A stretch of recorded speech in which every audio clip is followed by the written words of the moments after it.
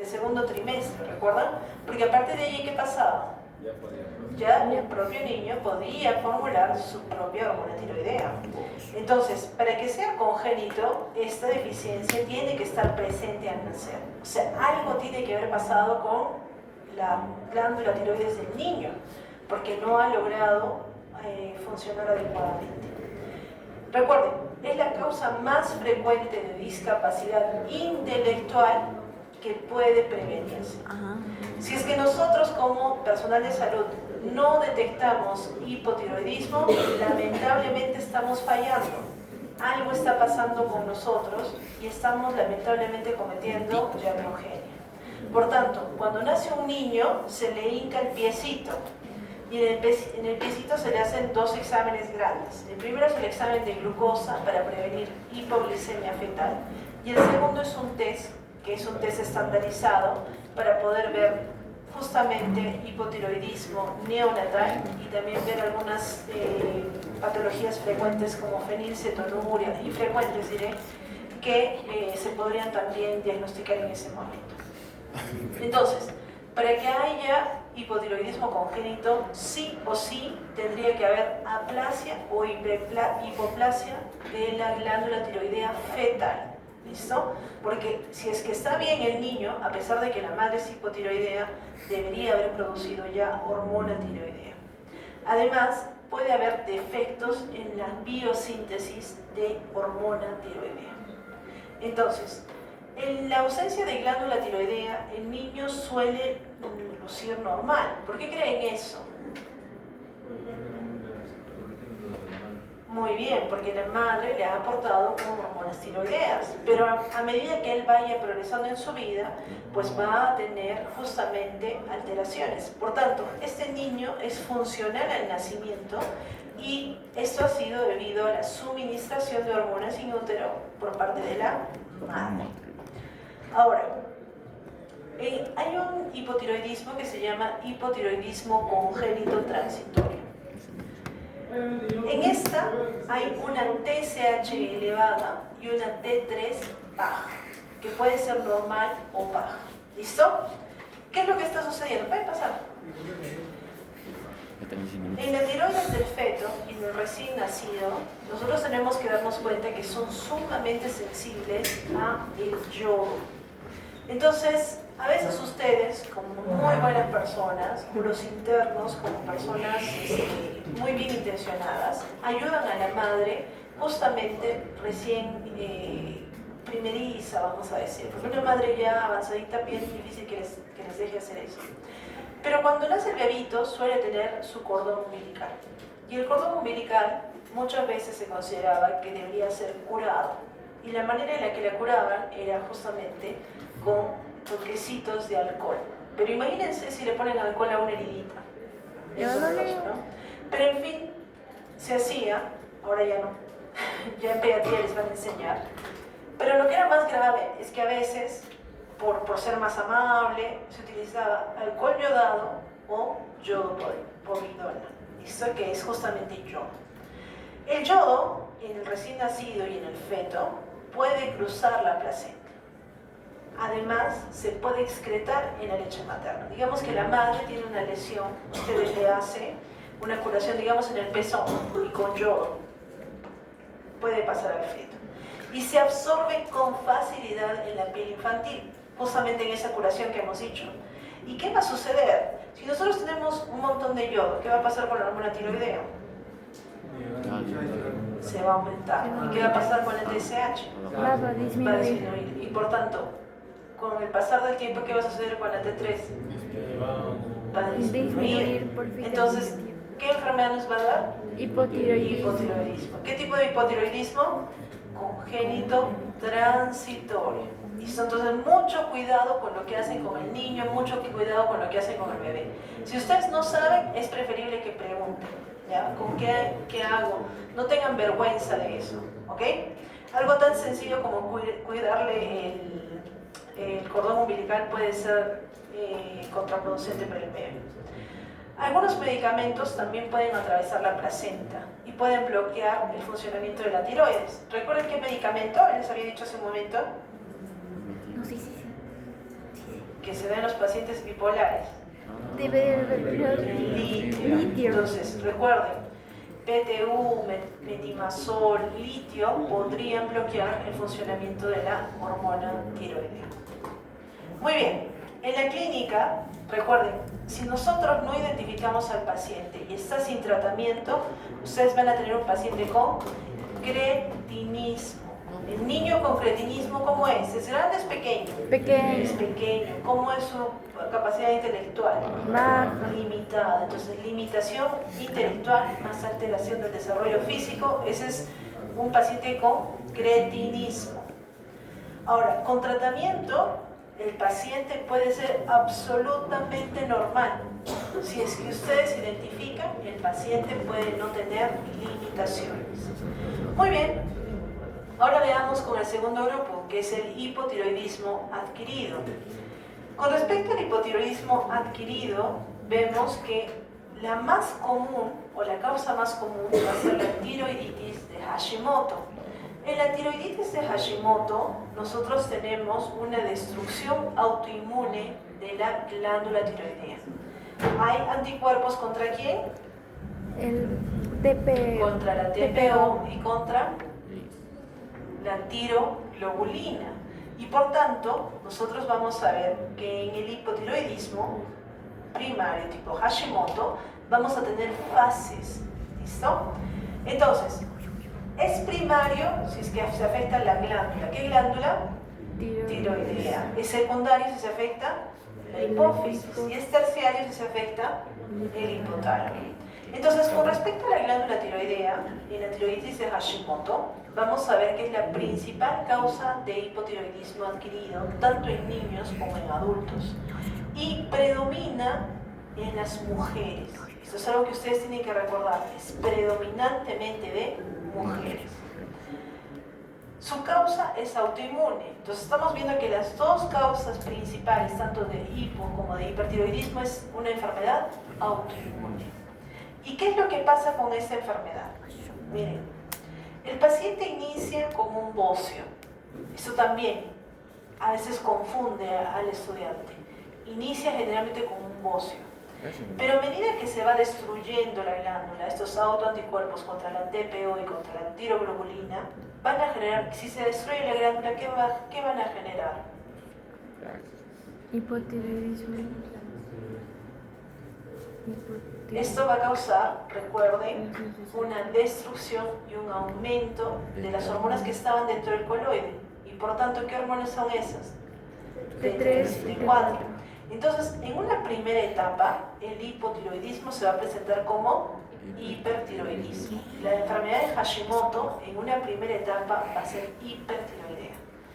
Y esta enfermedad hipertiroidea es transitoria. O sea, no es que se va a quedar hipertiroidea, pero muchos pacientes con Hashimoto debutan como pacientes hipertiroideos. Y recuerden, a medida que va progresando y se va destruyendo la glándula, ya el paciente va a tener hipotiroidismo evidente. ¿Listo? Un hipotiroidismo evidente. Y eso hay que precisar. En la anterior me parece que yo les había dicho destrucción. Recuerden que estos anticuerpos son estimulantes. ¿Listo? Por eso estimulan la función como si fuera el TSH, y también estimulan a estos órganos para que crezcan, sobre todo a la grasa. ¿Listo? Muy bien. A ver, con respecto al hipotiroidismo. Cuando tengamos un paciente hipotiroideo, nosotros nos vamos a dar cuenta que va a caracterizarse por el mixedema. Esa es una característica muy importante del paciente hipotiroideo. Este es un edema mucoso que no tiene fobia. Y recuerden, es la acumulación de sustancias mucopolisacáridas hidrofílicas.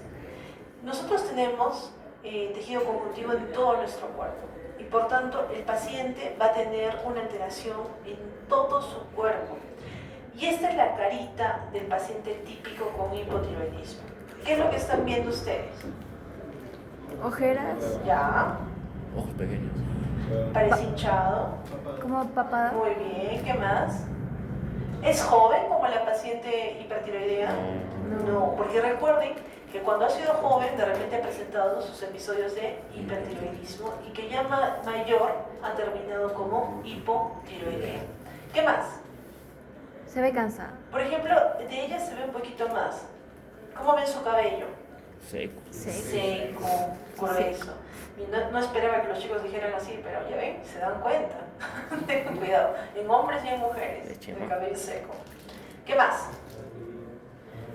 Miren, yo les decía a sus compañeros, este paciente ustedes lo pueden ver en el mercado, caminando, vendiendo helado, siendo sus maestros, hasta podrían ser algunos de sus familiares. ¿Les parece rara esa cara? No. Muchos pacientes con Hashimoto pasan no diagnosticados. Muchos pacientes. Tienen ustedes que estar atentos para poder diagnosticarlo. ¿Qué más? No, en este caso esta paciente es porque es mayor. Doctora, Se ¿y llama keratosis actínica.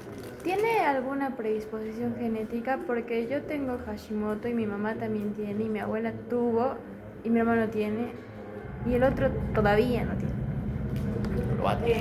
Definitivamente muchas de las enfermedades autoinmunes pueden tener una predisposición genética, muchísimas. En el caso de ustedes, ¿les han hecho algún estudio genómico? Solo al chiquito. ¿Y qué estudio le hicieron? No me acuerdo, pero fue gigante y ahí ¿Panel vieron. NGS quizás? No sé, doctor. Pero por ahí va. Puedes mandarlo y lo vemos. ¿Listo? Algo se hizo. Algo se hizo.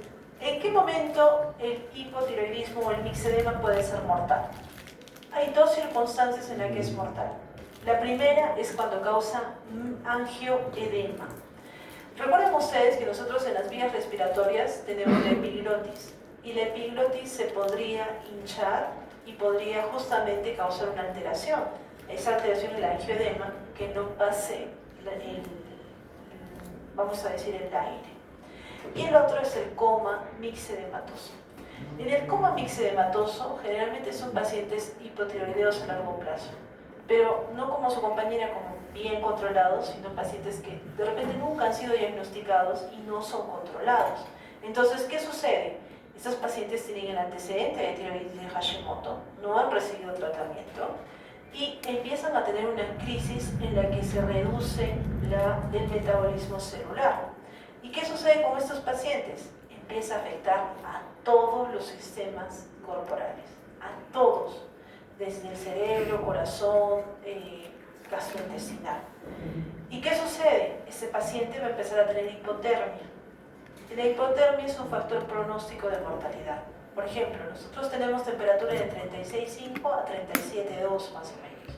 El paciente hipotiroideo va a empezar con 36,3, 36,4, 36, 35,8 y ya mantenido.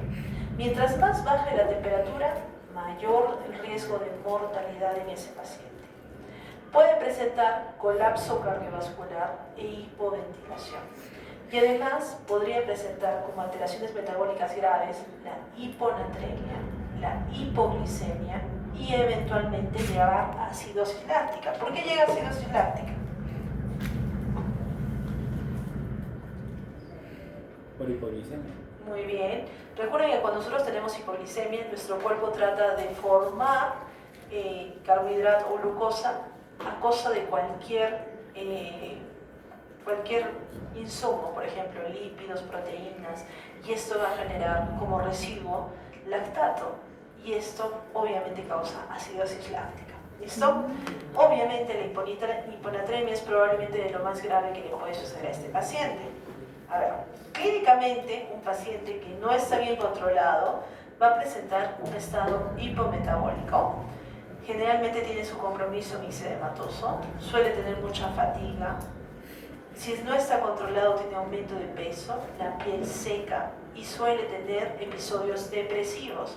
Entonces, miren, mientras que el paciente hipertiroideo tiene la habilidad emocional, puede estar feliz, puede estar triste, se enoja, llora, el paciente hipotiroideo es un paciente que suele venir deprimido. Es el paciente que entra y que se puede poner a llorar de la nada, sin que ustedes digan más.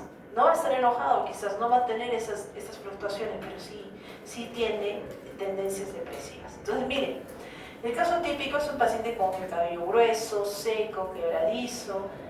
Algo que también es importante es que de su cejita el tercio final lo pierde. Casi siempre ustedes van a ver que estos pacientes no tienen el tercio final de la cejita. Además, suelen tener palidez, la lengua les crece y empiezan a hablar muy lento y casi no se les entiende a algunos de ellos. Tienen letargia y problemas de memoria. Suelen tener un edema periorbitario, pero no tienen el exoftalmos que decíamos en el hipertiroidismo. La voz es ronca y gruesa. Hay una disminución de la sudoración y, como les he dicho, su temperatura basal baja, y si es que, por ejemplo, está en un ambiente frío, casi no lo tolera. A eso se refiere a intolerancia al frío. El pulso es lento y el corazón puede crecer. A eso se le llama cardiomegalia.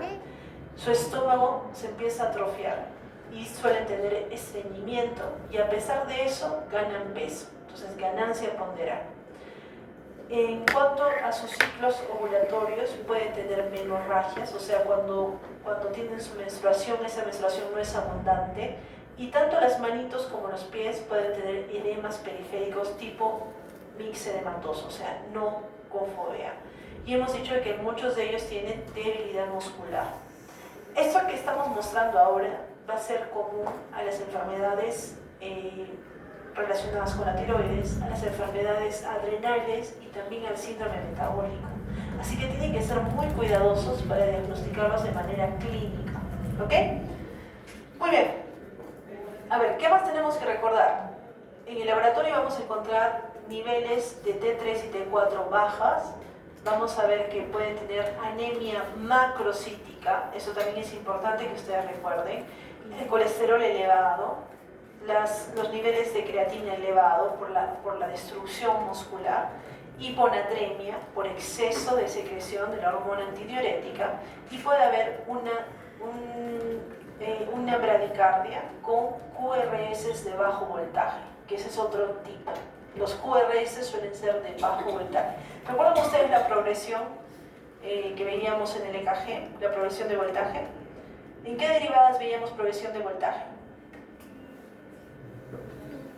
A ver, Marcelo, ¿en qué derivadas veíamos progresión de voltaje? ¿Viste? Nadie. Alguien que salga de la clase. Miguel. Bien. ¿No se acuerdan de B1 a B3, B4, que iba progresando el QRS y de ahí en B5 y B6 bajaba un poquito? Esto vamos a ver que no sucede tan floridamente. Daniela, ¿tú sí te acordabas? ¿Sí? ¿No? ¿Por acá? ¿Nadie? No. ¿Se acordaba? Ya. ¿Luis? Nadie. Ya. Lloro. Muy bien, chicos. Hemos terminado el tema. Yo sé que es complejo. Solamente quería mencionarles esto ya como última parte. Dentro de las neoplasias tiroideas, ustedes se van a dar cuenta que tenemos dos tipos de carcinoma. El carcinoma folicular y el carcinoma... ¿Alguien sabe? ¿Qué tipos de carcinomas tenemos?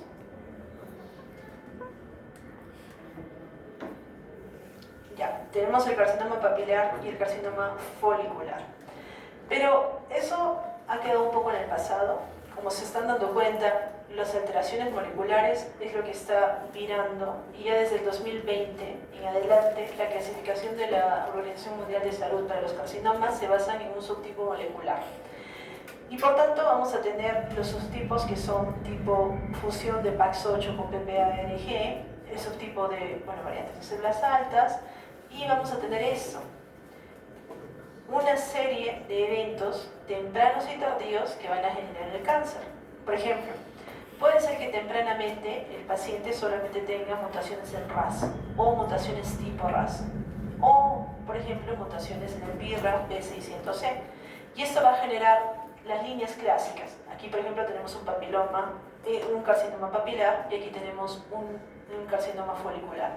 Pero estas mutaciones no son estáticas. A medida que progresa el cáncer se van sumando mutaciones.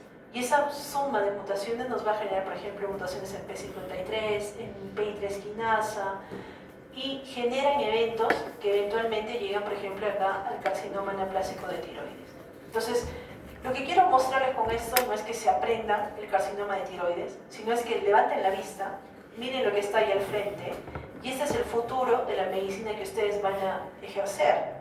Ustedes no van a ejercer una medicina como la medicina que están ejerciendo muchos de los médicos que de repente en este momento están trabajando. Ustedes van a tener una medicina molecular. Por eso es de que la fisiopatología que están aprendiendo ahora no es una fisiopatología clásica, una fisiopatología como para que se vayan a sus cerebros nada más. Están aprendiendo una fisiopatología para que puedan responder al futuro, para que ustedes sepan, cuando alguien les diga un anticuerpo, anti-TPO, no les parezca que les están hablando de la luna, sino que sepan exactamente qué es lo que está sucediendo. O si les dicen una mutación en el BRAF600C o en una tirosina quinasa, ustedes sepan que estamos hablando, por ejemplo, de receptores de TSH. Y más o menos para que ustedes tengan una idea, hasta hace unos años solo teníamos algunos tipos de tratamiento. Ahora tenemos tratamientos hasta este nivel. Tenemos inhibidores de PI3 quinasa. Pacientes que antes morían, ahora tienen tratamiento y hasta curación. Pero eso solo se va a dar si es que ustedes saben cómo funciona la enfermedad, pueden emplear las medicinas. Tenemos, esas medicinas que les estoy mencionando las tenemos ahora en Arequipa, pero no tenemos las pruebas moleculares, así que... Pero para cuando ustedes ejerzan ya las tenemos. Pero lo que yo voy es de que la medicina ha cambiado. Actualícense siempre. Dejen de pensar como pensaban de repente los médicos antes. Piensen como un médico que va a ejercerte a cada 8 años. Y yo estoy segura que si es que ustedes vean cómo era 8 años atrás, no había inteligencia artificial, no teníamos de repente tan accesible la molecular, ahora podemos curar la diabetes. Así que por favor estudien con ganas, porque ustedes van a ser los médicos que quizá sanen a muchas de estas personas y quizá nuestra expectativa de vida será pues 200 años para cuando ustedes se egresen. Esa es la idea. Muy bien chicos, muchas gracias. Chao.